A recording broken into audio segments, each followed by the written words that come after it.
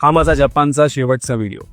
मला नेहमी असा प्रश्न पडायचा की काही देश जसे जपान किंवा काही युरोपियन देश हे इतके स्वच्छ का असतात, असं काय त्यांनी केलंय जे आपण नाही करू शकलो आतापर्यंत. तर ह्याचा मी रिसर्च केला, लोकल लोकांना विचारलं, तर पहिली गोष्ट मला आढळली की पहिल्या 5 ते 7 वर्ष शाळांमध्ये मॅथ्स सायन्स हा विषयच नाहीये. फक्त मॅनर्स, कसं वागायचं, कसं लोकांशी बोलायचं ह्याचे प्रॅक्टिकल एक्झामिनेशन करून घेतात. आणि महत्वाचं म्हणजे स्वच्छता.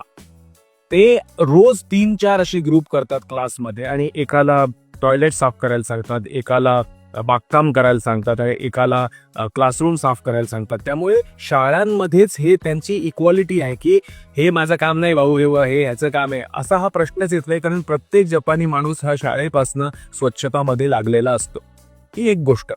दुसरी गोष्ट म्हणजे देशाचा अभिमान. त्यांना म्हणे खूप वाईट वाटतं की जर का काहीतरी घाणेरडं दिसलं आणि बाहेरच्या लोकांनी असं म्हणलं की हे जपान किती खराब आहे, तर त्यांना असं वाटतं की आपला अपमान झाला, आपल्या संस्कृतीचा, आपल्या देशाचा अपमान झाला आणि हे त्यांना अजिबात आवडत नाही. म्हणजे किती देशप्रेम असावं त्यांचं. म्हणूनच आपण जेव्हा ऐकतो ना की फुटबॉलची मॅच झाल्यावर सगळी जनता हे स्टेडियम स्वच्छ करून घरी जाते. ऑलिम्पिकच्या वेळी त्यांनी केलं होतं. हे का करतात? कारण त्यांचं देशाचं इम्प्रेशन चांगलं राहावं.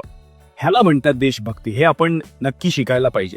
तिसरं म्हणजे बेसिक प्रामाणिक लोक आहेत असं मला वाटतं.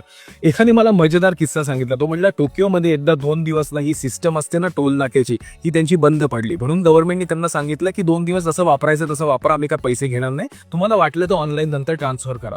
तुम्ही बिलीव्ह नाही करणार, 3 दिवसांनी गव्हर्नमेंटला असं कळलं की 90% जनतेने डिटेल्स सकट पैसे ट्रान्सफर केले की आम्ही या दिवशी यावेळी गेलो आणि त्यामुळे आमचे एवढे पैसे झाले. म्हणजे एक इमॅजिन करा, गव्हर्नमेंट आणि जनतेचा एकमेकावर किती विश्वास आहे. म्हणजे दोघांनी त्यांची रिस्पॉन्सिबिलिटी पार पाडली आहे. हे महत्वाचं आहे. नुसतं गव्हर्नमेंट काहीच करत नाही वर्सेस माणसं काही करत नाही असा विषय नाहीये. त्यामुळे आपला देशाचा अभिमान, प्रामाणिकता आणि मुख्य म्हणजे स्कूल कॉलेजमध्ये कंपल्सरी हा विषय हे किती महत्वाचा असतं एखाद्या सोसायटीला डेव्हलप करण्यासाठी, हे मला जपानमध्ये कळलं.